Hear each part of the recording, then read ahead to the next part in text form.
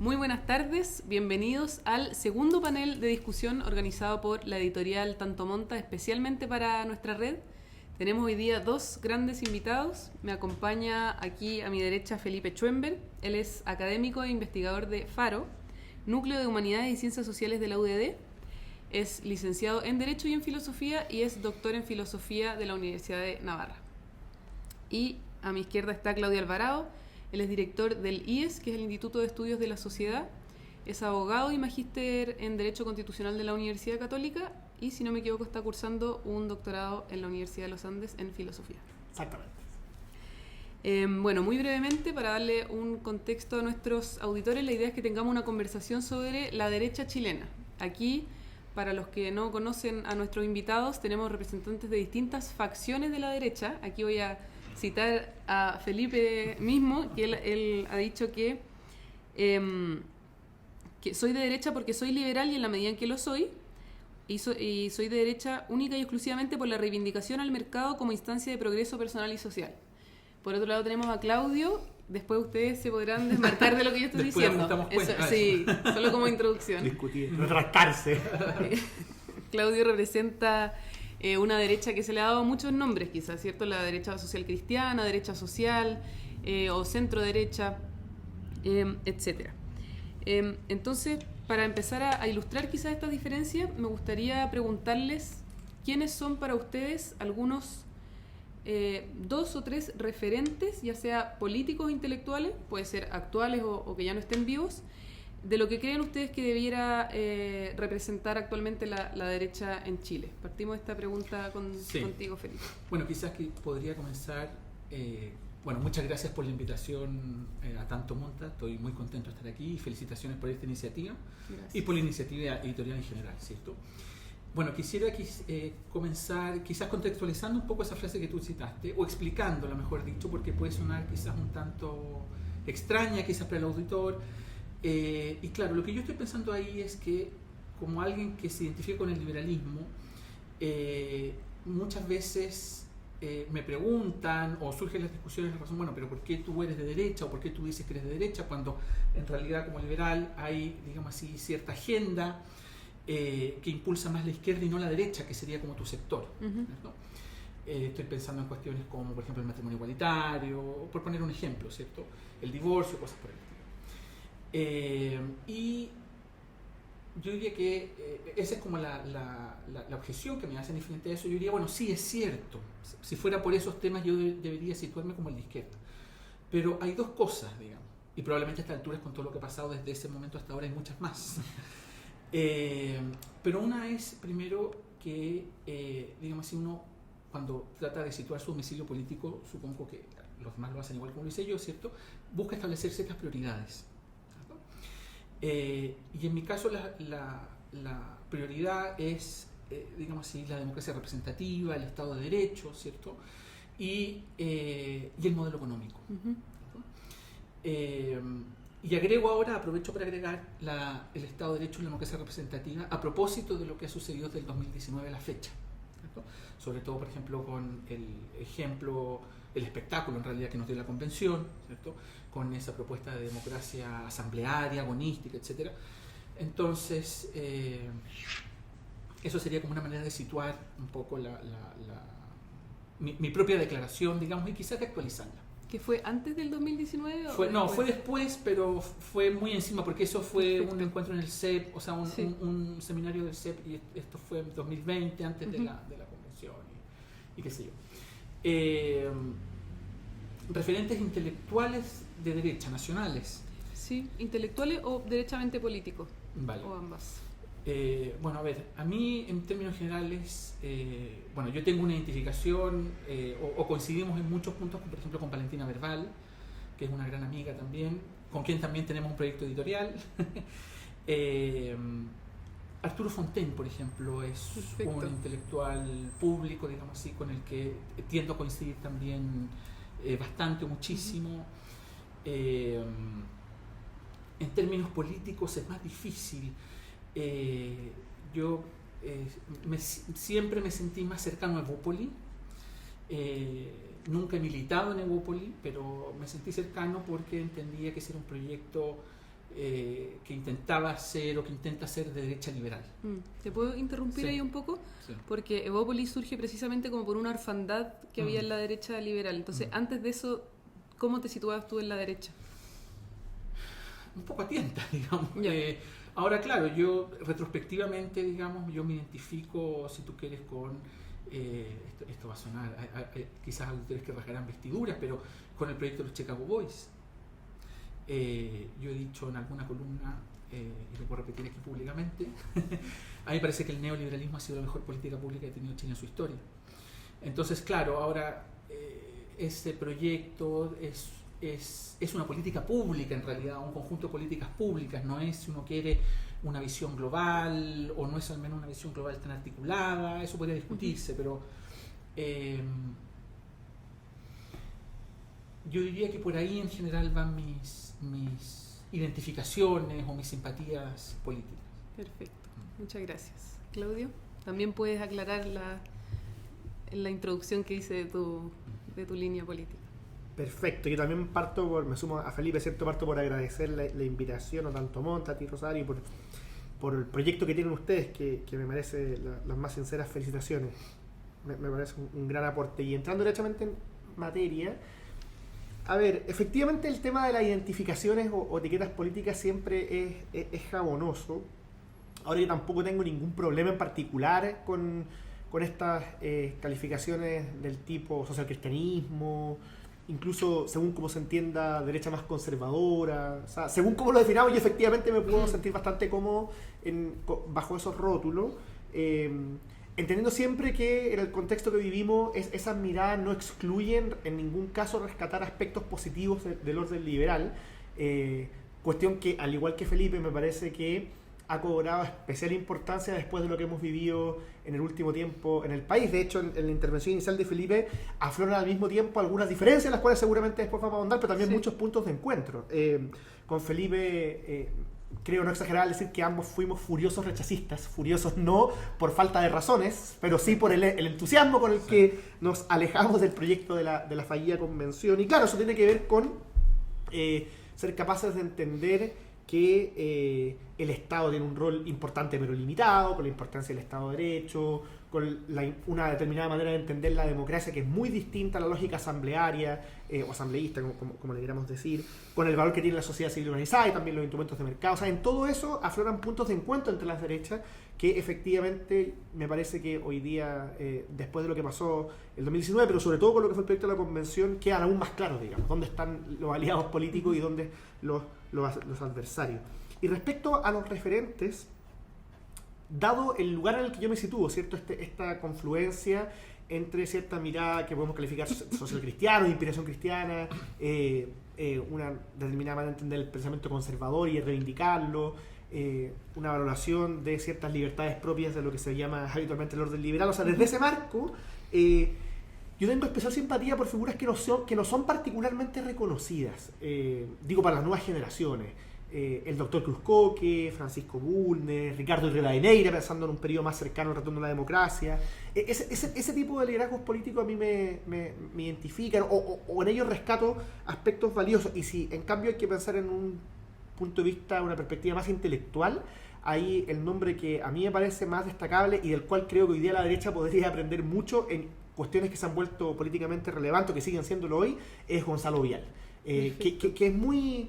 para cerrar el punto, es muy difícil de calificar también, digamos. Gonzalo Vial, alguien podría quedarse con poca información en el ministro de Pinochet, ¿cierto? Pero claro, Gonzalo Vial también participó en la Comisión Reti. Gonzalo Vial tuvo una posición en materia de derechos humanos y respecto a los detenidos desaparecidos que hoy día creo que la derecha debería retomar a la hora de pensar estos debates.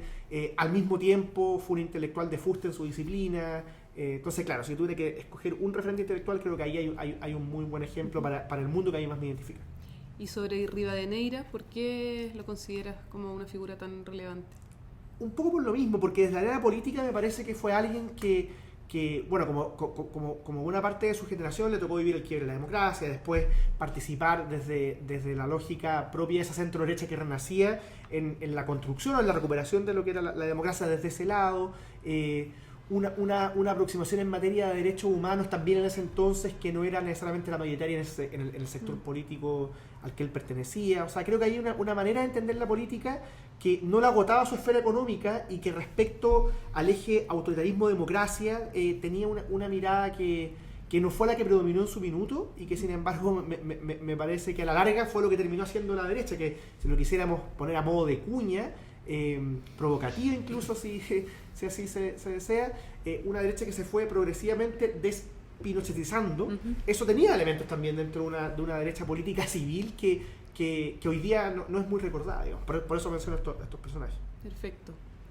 Bien relacionado con esto último que dijiste, con algo que mencionó Felipe también, me gustaría que revisáramos algunas críticas que se le suelen hacer a la derecha, y empezar por una que se le suele hacer a la derecha conservadora, o que a veces precisamente por esto que voy a señalar a continuación se le llama derecha liberal conservadora, que es que como que enarbola la libertad solo cuando se trata de mercado, pero la pisotea cuando se trata de los llamados temas valóricos o temas morales. Entonces la pregunta que les quiero hacer es si ustedes ven o encuentran algún argumento filosófico, político, que permita hacer esa distinción y permita señalar que hay tipos de libertad y entonces sí se puede hacer una distinción del tipo, mira, en esto yo planteo que hay más libertad y en este otro ámbito de la vida no. Empezamos por ti, Claudio, en esta vuelta. A ver, a mí me parece que el modo en que habitualmente se aproximan, digamos, los críticos de la derecha a estos temas es muchas veces simplista, digamos. O sea, también uno puede sustentar posiciones de ese tipo de manera más sofisticada, más elaborada, pero cuando se critica en particular al mundo conservador o que defiende posiciones distintas a la opinión progresista en determinadas materias, se suele hacer bajo la siguiente premisa, y es que habría un determinado mundo neutral, carente de lógicas o valores de índole axiológica, que no defiende determinadas posesiones, versus otros que sí lo hacen y quieren imponer sus convicciones, como habitualmente se dice. Y a mí esa manera de enfocarlo, que no es necesariamente la única que existe, porque muchos de estos debates hay cuestiones controvertidas, difíciles, que requieren argumentación, y eso aplica para las distintas posiciones en disputa, pero claro, cuando se aproxima así, la lógica de algunos quieren imponer sus convicciones, yo creo que se está, como se diría coloquialmente, pasando gato por liebre. Porque pongamos un tema con el que con Felipe probablemente tenemos posiciones distintas, la discusión sobre el llamado matrimonio homosexual igualitario, matrimonio entre parejas del mismo sexo, como se quiera decir. Bueno, en eso, tanto quienes defienden como quienes critican el matrimonio tradicional lo hacen a partir de una determinada manera de entender la relación, digamos, propia que tiene que ser legalizada entre hombres y mujeres o entre las parejas del mismo sexo, la manera de entender afectividad, sexualidad, procreación. O sea, aquí hay determinadas posiciones antropológicas, culturales, que lo que tienen en común ambos, partidarios y detractores de ese cambio en el matrimonio, es que lo hacen a partir de una determinada manera de entender esas cosas, digamos. Entonces, a la luz de eso que te digo, no quiero entrar en la discusión concreta porque ahí nos quedaríamos todo el programa en eso, pero y quizás podríamos precisar el disenso, pero no nos pondríamos de acuerdo tampoco. Pero lo pongo como un ejemplo destacado de que a mí me parece que, entendiendo lo que intento ilustrar, que no hay necesaria contradicción entre, frente a determinadas materias, sostener una posición más conservadora y en otras más liberal, en la medida en que se argumente de manera razonable cuáles son los principios de justicia involucrados. Por eso es que yo no creo que a priori haya una determinada contradicción. Lo que sí me parece es que el deber que tenemos todos, tanto conservadores como liberales, para agruparlo en dos categorías, es dar razón de nuestras posturas, digamos. Y yo creo que en eso, así como muchas veces las posturas más progresistas, a mí me parece, insisto, no es que necesariamente ocurra así, pero me parece que de facto muchas veces ocurre así, se caricaturiza a lo que hoy día representamos los más conservadores, por así llamarlo. También es cierto que este mundo en el cual yo me sitúo tiene un deber que no siempre ha estado a la altura, y eso yo lo reconozco, y creo que hoy día, mientras estos debates parecen estar en retirada, en retroceso o en posición minoritaria de parte de quienes hablamos, como me sitúo yo, también lo veo como una oportunidad, digamos, una oportunidad para poder reforzar la comprensión y la manera de argumentar las propias posiciones. Lo digo derechamente. no sé, la discusión sobre el matrimonio o la discusión sobre aborto, que son distintas y tampoco es que necesariamente una persona tenga que tener una u otra postura. Puede haber alguien que está a favor del cambio del matrimonio y al mismo tiempo estar en contra del aborto, digamos, eso de facto ocurre. Pero en todos esos temas, a mí me parece que las posiciones más conservadoras, sobre todo a quienes están en la arena política y representan esos mundos, le ha faltado argumentar mejor. Yo creo que hay argumentos posibles que permiten tener una discusión más razonada, o en base a posturas más robustas, y que eso también ha faltado. ¿Es el deber pendiente entonces al que te refieres como el deber de dar razón de las propias posturas? Especialmente en la arena política, porque si uno sale de la arena política y va a la discusión más intelectual o a medio camino, yo creo que tanto en Chile como a nivel global encontramos buenos exponentes. Pero en la arena política eso muchas veces ha brillado por su ausencia. Perfecto. Felipe. Bueno, a ver, claro, tu pregunta así formulada suena algo así como un reproche a los demás porque no son liberales, ¿cierto? Entonces podría sonar como un reproche medio injusto. Ahora, yo entiendo por otro lado la pregunta, en el sentido de que a veces pareciera que en la discusión pública hay gente que no tiene un discurso consistente, que parece defender la libertad de modo parcelado y no, digamos así, de modo integral. De modo que, por ejemplo, defiende, qué sé yo, la libre circulación de capitales, pero supongamos es muy recelosa respecto de la migración de personas. Y yo creo que eso efectivamente ocurre, pero bueno, yo en esto estoy un poco con Claudio, eso es parte, eso sucede mucho a nivel de discusión pública, y también le sucede a la izquierda, por ejemplo. Cuando la izquierda, las feministas dicen yo soy dueña de mi propio cuerpo, por ejemplo, ese es un argumento... Ese es el argumento favorito, digamos, de cierta clase de libertarios o de los libertarios que parten de la propiedad sobre sí mismo para a partir de ahí justificar una serie de cosas, ¿cierto? Entonces, digamos así, por una parte yo no le daría o no le atribuiría tanta gravedad al hecho de que hayan inconsistencias, porque en realidad es muy difícil también que la discusión pública no esté libre de esa inconsistencia, y esa inconsistencia se encuentra atrás de todo el arco político. Ahora, entiendo el punto en el sentido de que, claro, hay gente que defiende la libertad de modo parcelado y evidentemente, sobre todo cuando uno la lleva como una discusión de principios, eso evidentemente se puede como señalar y se les puede criticar. Ahora, claro, yo estoy de acuerdo con Claudio en el sentido de que efectivamente, ¿cómo decirlo? Las posiciones conservadoras o más conservadoras tienen su propia coherencia interna, parten de ciertos principios que tienen que ser analizados en su mérito y digamos la crítica, a veces la crítica que le hace gente del liberalismo, por ejemplo, en el sentido de que bueno, estos argumentos no son neutros y por lo tanto no se deben considerar en la discusión pública. Yo creo que esa es una manera a veces un tanto simplista de tratar de dejar a un lado ese tipo de argumentación. Perfecto. Yo agregaría que además aquí ocurre algo que también aplica para distintos sectores según cómo argumenten o cómo justifiquen sus planteamientos, y es que la mera reivindicación de las libertades nunca es suficiente. Esta es como la otra cara de la moneda, ¿cierto? Digámoslo así, Felipe probablemente suscribe en tema económico una posición 1 grado o 2 grados más liberal de la que tendría yo, pero ambos estamos en la cancha de quienes valoramos la economía son de mercado y quienes por tanto sostenemos que ciertas lógicas estatistas son nocivas. Pero eso no lo hacemos simplemente por proclamar libertades como sin fundamento, es porque creemos que en las determinadas libertades que están en juego hay una fundamentación moral valiosa y que exige una protección determinada a la luz de ciertos principios que están en juego, ciertos bienes.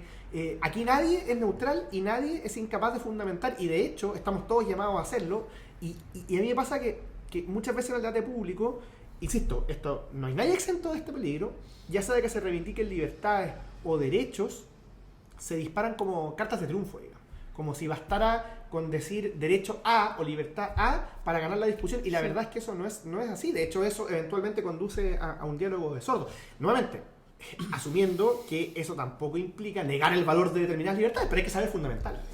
Sí, a ver, yo para terciar un poco, no terciar, porque en realidad soy parte de la discusión, pero para meter la cuchara.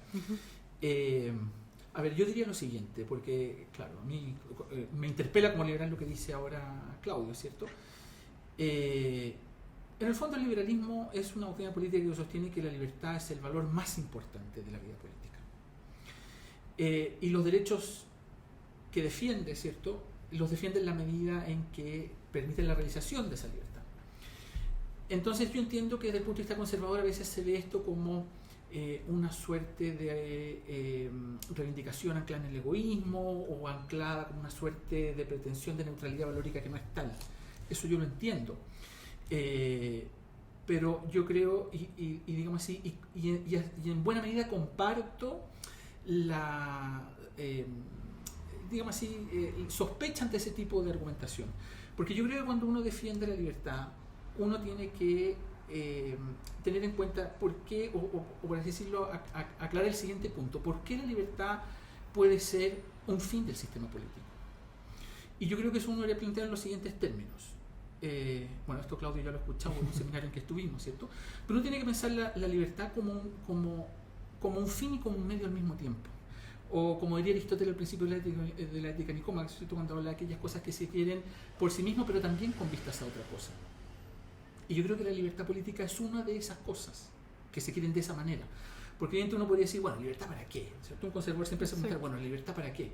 Bueno, pero es que resulta que sin la libertad tampoco es posible realizar los bienes que quieren los conservadores. Entonces yo creo, y acá yo creo que el liberalismo tiene una cierta ventaja, digamos así, frente o no una cierta, tiene ventaja frente al conservadurismo en el siguiente sentido. En el sentido de que el liberal procura, tal como yo lo entiendo, ¿cierto?, defender la libertad porque la libertad precisamente es una condición de posibilidad de aquellos bienes que el conservador persigue. Uh-huh. Pero que en su consecución, a mi juicio, ¿cierto?, trata de hacer algo más allá de lo que razonablemente se puede hacer con vista a la consecución de esos mismos valores o bienes. Pero quizás la diferencia sería que el liberal no lo plantea como bien en sí mismo. Es que es un llega libertad, hasta ahí. O sea, la libertad es un bien.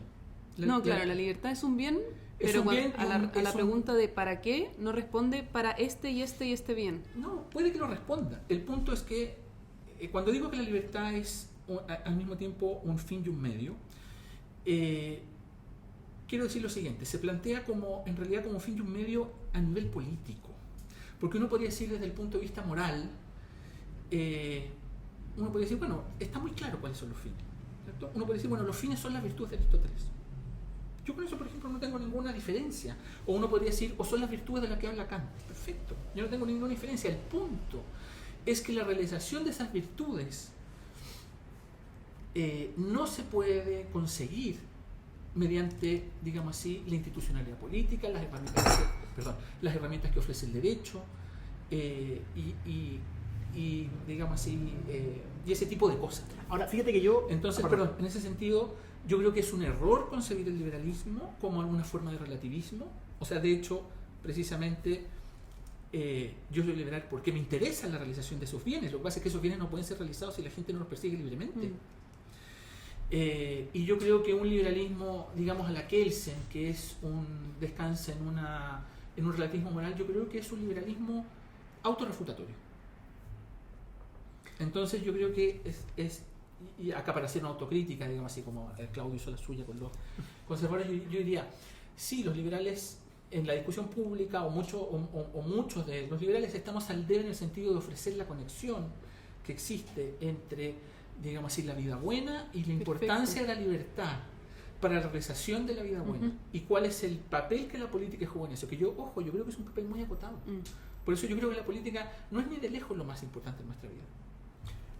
Yo iba a agregar, y esa frase de Felipe me refuerza la motivación, la intención de hacerlo, que en la misma argumentación en la que aparecen algunas diferencias, también hay muchos puntos de encuentro, al menos entre, digámoslo así, cierto tipo de liberalismo y planteamientos de índole conservador, social cristiano, como se le quiera llamar, porque, claro, si Felipe me dice que él concibe que el liberalismo es distinto al relativismo, argumentaciones que además dentro de la esfera pública chilena han sido defendidas de muy buena manera. Pienso, por ejemplo, un famoso seminario que tuvo el CEP en los años 2000, me parece, o fines de los 90, en que estaba Alejandro Vigo, mi maestro. Respondiendo la misma pregunta, ¿cierto? La misma pregunta, o una análoga, en rigor se puede ser liberal y católico, pero apuntando al mismo tipo de problema. Uh-huh. Y ahí obviamente que hay un punto de encuentro, digamos. No así con otro tipo de liberalismo o derechamente de progresismo, en los cuales la cuestión se complica y ahí hay más distancia, pero en el modo en que al menos se aproxima Felipe a la pregunta, yo estoy de acuerdo. En el mismo hecho de que la libertad es una condición de posibilidad de alcanzar bienes que consideramos ambos muy valioso, y por tanto el grado de espontaneidad que se requiere en la sociedad civil, en el rol limitado que tiene la política. En todas esas cosas me parece que tenemos bastante de acuerdo. De hecho, yo me atrevería a decirlo así. Si uno se aproxima con una mirada realista respecto a cuáles son las reales, valga la redundancia, posibilidades que hoy día hay en la arena política, a mí me parece que, salvo temas vinculados a familia y género, el tipo de acuerdo que podemos tener es bastante grande, digamos. Influido, eso sí, por la coyuntura en la cual nos enfrentamos. O sea, yo reconozco, y Felipe algo dijo anteriormente en la misma línea me parece, reconozco que esta, digámoslo así, conciencia de que hay puntos de encuentro está muy influida también por las diferencias con los adversarios políticos del momento. Y dicho más así derechamente, a mí me parece que el mundo de la nueva izquierda se propuso en su minuto refundar el país, cambiar los cánones, los rayados de cancha, y yo creo que en algún sentido lo logró, pero de manera muy distinta a lo que ellos esperaban. Porque lo que ellos lograron fue dejar muy en claro que aquí hay mundos políticos muy diferentes que, frente a lo que ellos ofrecen, se ubican en el otro lado de la cancha. Y de algún modo lo reflejó el plebiscito de septiembre pasado, ¿cierto? Uno veía lo que podríamos llamar la gran familia del rechazo, y tenía gente que tiene muchas diferencias puntuales y que son muy relevantes en determinados temas. Pero puesto a compararse con lo que era ese proyecto político reflejado o que intentó impulsar la fallida convención, uno decía, estamos en una vereda distinta. Y no digo que sea lo único relevante, pero yo creo que fue muy importante porque uno empieza a pensar en los temas que hoy día se discuten, y yo creo que uno está en una situación análoga a la que fue en su minuto, aunque suene provocativo decirlo, el 5 de octubre de 1988, que fue un parteaguas. Yo creo que nosotros estamos en algo parecido. Estamos en algo parecido, y que algunos nos ubicamos acá y otros allá. Y eso quizá hoy día hace que los puntos de encuentro sean más visibles entre personas o grupos más liberales, más conservadores, versus lo que era esa otra propuesta. Sí, yo añadiría además lo siguiente. La convención, por así decirlo, fue tan ambiciosa en sus planteamientos, digamos, fue tan unilateral en el planteamiento de sus tesis, de la formulación de sus anhelos, digamos, que esta coincidencia, que en cierto sentido es coyuntural, también se da con la centroizquierda, con gente de centroizquierda que, por ejemplo, cree en la democracia representativa y no cree en la democracia asamblearia. Entonces, en ese sentido, es cierto que estamos en una coyuntura en la cual, digamos así, todos los amigos de la democracia representativa coincidimos. Y ese es un paraguas bastante amplio. Entonces, va a ver cuánto nos dura esto. En todo caso, yo me atrevo acá, para decirlo un poco provocativo, adelantar ciertas cosas. Y con esto no me refiero obviamente a Claudio ni a la derecha con la que él simpatiza, pero yo me doy cuenta que así como hay cierta parte de la izquierda que, como se dice coloquialmente, se le arrancó la moto con los temas de género y de diversidad, en el sentido de que ellos querían consagrar constitucionalmente una cierta visión muy particular del género, por el lado, digamos así, de la derecha más dura, de la derecha de republicanos, yo veo que hay mucha gente que participa muy entusiastamente de una visión, digamos así, deshumanizadora de las personas de las minorías sexuales, de los inmigrantes, ¿cierto? Que en ese sentido participa de lo que un psiquiatra norteamericano que me gusta, húngaro norteamericano me gusta mucho, que se llama Thomas Szasz, llama el canibalismo simbólico, o sea, es decir, la expulsión ritual simbólica en este caso, ¿cierto?, del otro de la comunidad humana. Todo eso yo lo veo, por ejemplo, en todos estos discursos en las que se trata de asociar, por ejemplo, a las personas trans con proyectos que intentarían sexualizar a los niños o ponerlo al alcance de los mayores, etc. Yo entiendo que es la misma izquierda progresista la que da pavor a esas acusaciones, como por ejemplo las tesis de la pedofilia, ¿cierto? Sí. Pero, o estas recientes guías del Mineduc para niños de kinder. Bueno, por ejemplo, la verdad es que ese tema yo no lo conozco, pero bueno, me imagino, o sea, no me extraña, digamos, teniendo en cuenta la cuestión de las tesis, digamos, estas de la pedofilia, pero digamos así, yo creo que no hay que tampoco perder de vista ese asunto, ¿no? Porque es verdad que ahora estamos todos dentro de un gran paraguas, pero yo ya atisbo, por así decirlo, problemas por lo que respecta a esos temas, por esa actitud, digamos. A propósito de lo que dice Felipe, interesante la alusión a los republicanos. Yo he tenido diferencias públicas con el mundo de los republicanos en distintos temas, por de pronto con la mirada respecto al proceso constitucional y cómo debía continuar después del rechazo. A mí me importaba mucho, en parte por el tipo de lazos políticos que se construyeron de cara al plebiscito, que las fuerzas del rechazo que habían prometido rechazan por una mejor y cosas similares cumplieran su palabra, y ahí evidentemente que hubo diferencias con el mundo republicano, pero yo tengo una intuición, sin querer defenderlo así abrazo partido, porque como digo, no pertenezco exactamente a ese mundo, pero a mí me da la impresión de que ellos hoy día están intentando manejar una tensión dentro de sus filas que no es fácil, porque ellos crecieron políticamente agudizando un determinado estilo, una determinada manera de hacer política, que tiene que ver con algunas cosas que dice Felipe y con otras cosas vinculadas a otros temas. Pero una vez que se ven con una mayoría tan contundente como la que obtuvieron el 7 de mayo, y una mayoría que no es de cara a un simple Congreso Nacional, de cara a un Consejo Constitucional, digamos, que no es exactamente el mismo tipo de código. O sea, ellos están encargados a trabajar sobre un anteproyecto de cara a proponer una ley fundamental del país, el marco institucional del país. A mí me parece que están viviendo una tensión que es interesante, porque lo que yo veo es que la directiva del Partido Republicano está intentando ser pragmática, cumpliendo aquello con lo cual Ricardo Brodsky, el exdirector del Museo de la Memoria, describió a José Antonio Kast de cara a la segunda vuelta. Brodsky votó por Boric, digamos, lo dijo públicamente, pero le decía, ojo, Kast no es fascista, no caigamos, no es tan fácil, es un político conservador pragmático, así fue su práctica parlamentaria, tiene posiciones conservadoras en estos temas, pero no es alguien que esté fuera del marco de la democracia, ni mucho menos. Bueno, a mí me parece que Arturo Esquella y otros dirigentes del Partido Republicano están intentando conducirlo en esa línea, y es interesante la tensión, porque es probable que a la luz de cómo se han construido políticamente, no les sea fácil manejar a sus filas en ese sentido, en ese norte. Pero yo no estoy seguro de que el Partido Republicano como tal vaya a terminar siendo representativo de lo que dice Felipe, o de problemas similares, pero sí creo que construirse como una alternativa responsable de gobierno y mostrar ese tipo de credenciales en el Consejo les va a provocar fisuras internas, porque en política es fácil construirse con lógicas disruptivas cuando se es oposición, pero es distinto manejar y gobernar, aunque sea un cuerpo colegiado, cuando se tiene la responsabilidad y la mayoría como para conducirlo. No, que es lo que le pasó al Frente Amplio. No, sí, yo espero que prime la racionalidad, pero simplemente quiero decir que... ¿Te refieres entonces al proceso constituyente cuando hablabas de lo que creías que se venía? Y el Partido Republicano, digamos, lo que dice Claudio. Pero a su rol en ese proceso, no en general al escenario político más a mediano no, en ese proceso plazo. y al interior del Partido Republicano, efectivamente. Bueno, los interrumpo para seguir con la siguiente pregunta, pero tiene relación, a mi parecer, al menos con el rol que está jugando el republicano hoy día. Que es que otra crítica que se le suele hacer a la derecha es esta falta de sintonía con las demandas de la ciudadanía, etc. Y mi pregunta es, bueno, primero si es que están de acuerdo con eso y si es que creen que históricamente ha sido siempre así, si por ejemplo podríamos decir el éxito territorial de la UDI fue una excepción en la historia de la derecha chilena, o si acaso esto es una crítica infundada. Y lo relaciono con republicano en el sentido de que si esto fuera tan así, ¿cómo se explica el reciente triunfo? Felipe. Bueno, es que evidentemente ese triunfo desmiente esa afirmación. De hecho, lo que demuestra es que quien está en otra sintonía de la población es el gobierno, ¿cierto?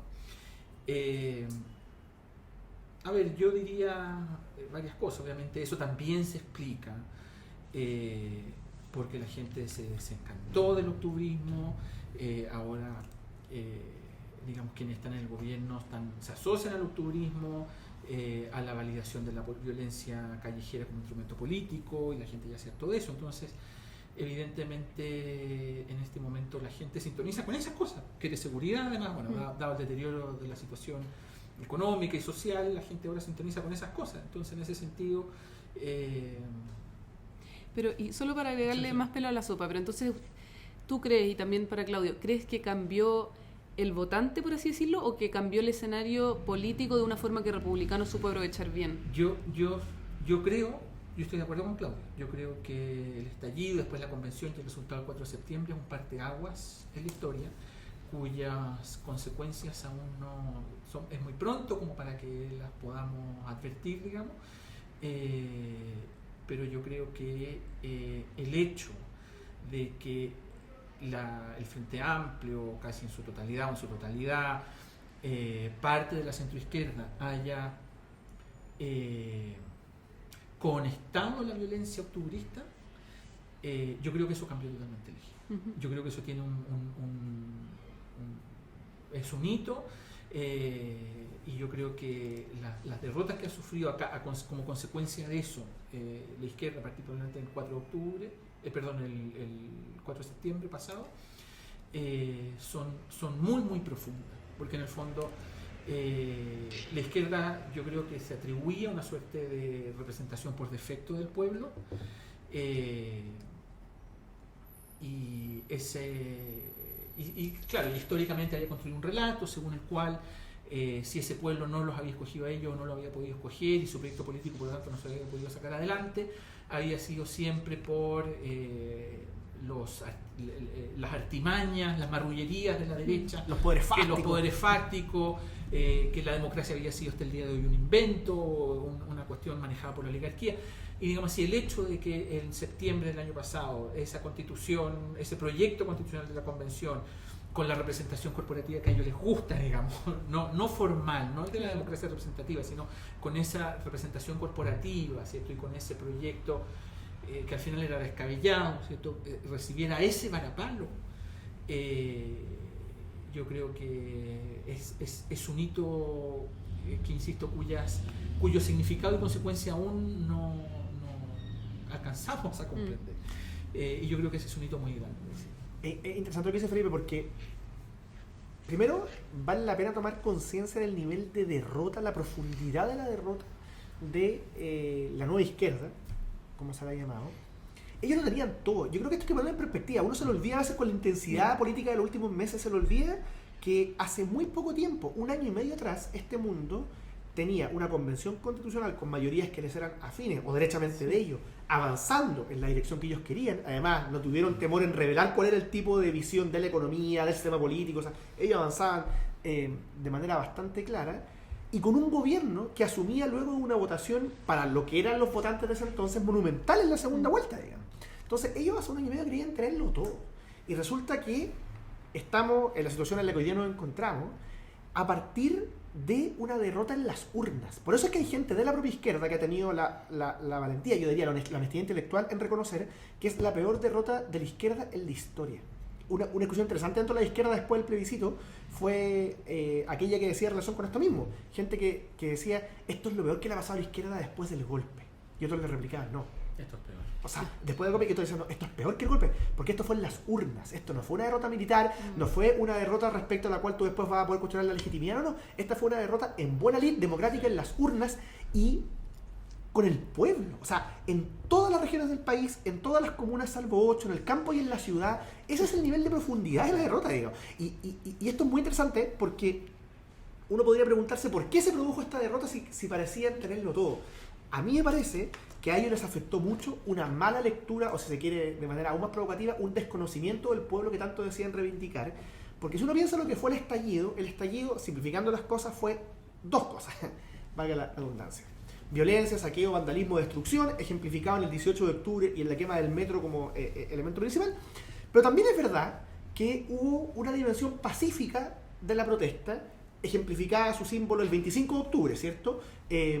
La marcha más grande de Chile y todas esas cosas. Bueno, a mí me parece que un gran error de la izquierda fue que, producto de su desconocimiento del pueblo, no entendió lo que esas masas no violentas, que eventualmente validaron la violencia, pero que no estaban implicadas en hechos de violencia, le pedían al sistema político. El proyecto Tenemos que Hablar de Chile, organizado por la Universidad Católica y de Chile, en sus primeros trabajos de escucha ciudadana, lo mostró muy claramente. La gente quiere cambios profundos, pero con estabilidad y certeza. Y si esto va en esa línea, esto va a terminar mal. Y hubo gente, primero de derecha y de centro derecha, después de centro y centro izquierda, académicos, intelectuales, que les dijeron por todos los tonos a la convención y al mundo del Frente Amplio, esto no es así, lo que ustedes están haciendo no le va a hacer sentido a la ciudadanía. Bueno, y así fue, digamos. Entonces, todo esto es importante, concluyo la intervención con esto, porque también tiene que ver con la elección del 7 de mayo. O sea, que hay una frustración acumulada de la gente respecto a un sistema político que no ha cumplido sus promesas. Sebastián Piñera defraudó las expectativas que había generado la Convención Constitucional, ¿para qué decir? El fracaso es aún más monumental, más visible, o más profundo si se quiere. Y entonces el desafío de los que hoy día están en el poder, que son el gobierno del presidente Boric y el Consejo Constitucional con mayoría republicana, es no seguir aumentando esa frustración acumulada que tiene la gente con el sistema político. Por eso es tan importante que sean responsables a la hora de actuar, pero con el añadido de que además el presidente Boric apoyó con entusiasmo la Convención Constitucional, y por eso es que a mí me parece que está, no sé si condenado, pero yo no veo posible que el presidente Boric pueda en tan poco tiempo recuperar la credibilidad que perdió después de haber abrazado la Convención del modo en que lo hizo. A propósito de... Bueno, se nos va acabando muchos el temas, tiempo. Sí, muchísimos temas. Se nos va acabando el tiempo y hay dos preguntas que no quiero dejar de hacerle. Así que, a propósito del presidente Boric, él dijo, en un discurso que fue muy comentado después de estas últimas elecciones, dijo al Partido Republicano específicamente, los invitaba a no cometer el mismo error que cometimos nosotros. Y esos errores yo creo que ya han sido bien analizados y se ha reprochado mucho a la izquierda por eso, pero quizás se ha reflexionado poco sobre... ahora que la derecha tiene este rol privilegiado, podríamos decir, sobre qué errores no debe cometer la derecha que ella misma ya ha cometido anteriormente. Así como errores históricos que si vuelve a cometer sería desaprovechar una oportunidad muy grande. ¿Qué riesgos ven ustedes en ese sentido? A ver, yo no sé si errores históricos, pero lo que a mí se me ocurre ahora es,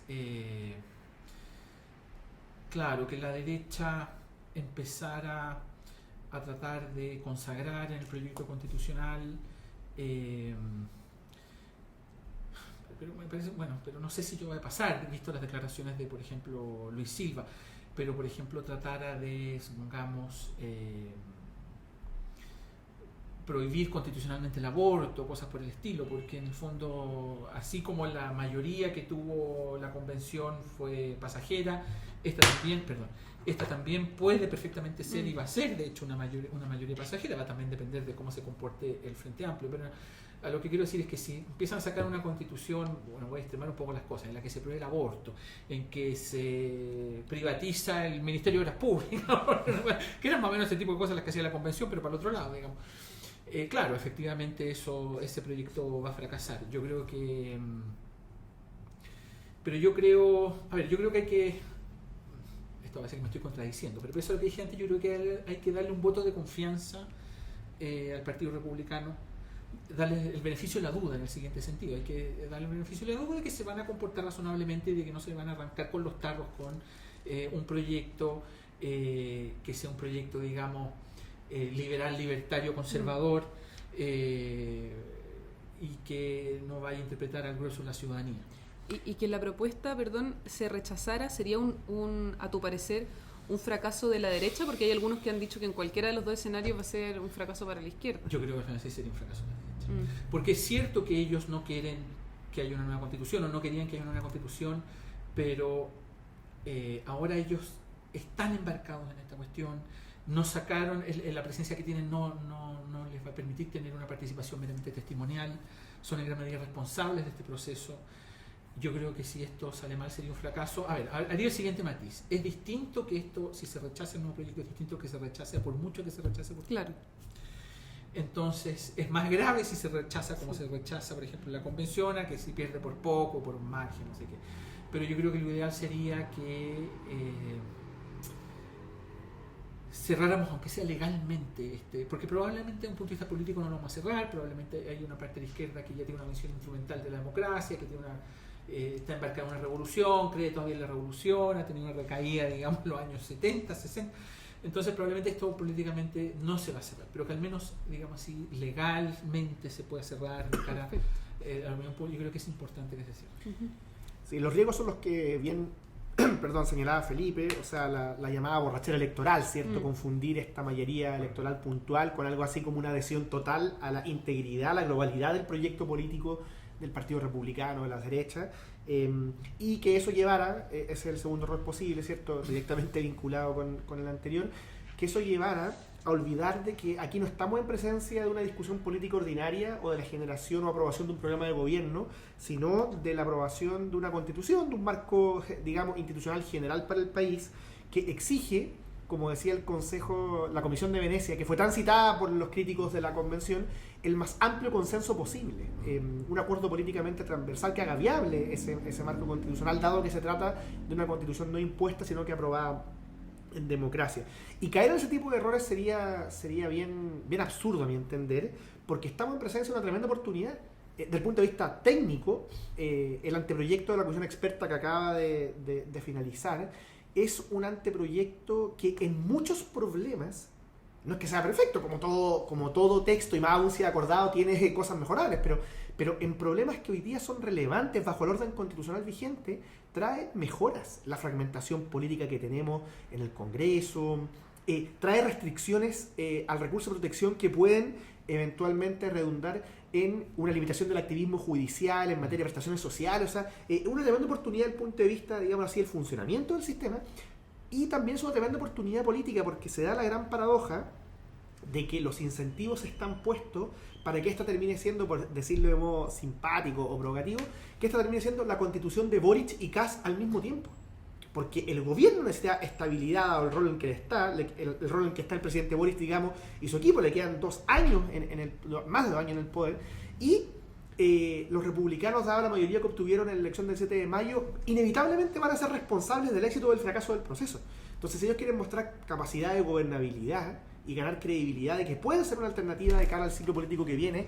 Ellos no pueden fracasar. Yo en eso estoy con Felipe. El fracaso del Consejo sería a la larga el fracaso de quienes tenían la mayoría de la responsabilidad de conducirlo. Entonces, a mí me parece que eso también es una oportunidad para el país. Es una oportunidad que tengamos un texto constitucional que, simbolizando con Boric y Kast los distintas fuerzas políticas, digamos, el arco político, claro, el arco político del país en su conjunto se sienta parte de esto. Yo creo que es positivo porque la Carta Constitucional está agotada en la ciudadanía. La eventual aprobación del texto no va a surgir así por un entusiasmo equivalente al rechazo que significó el proyecto de la Convención.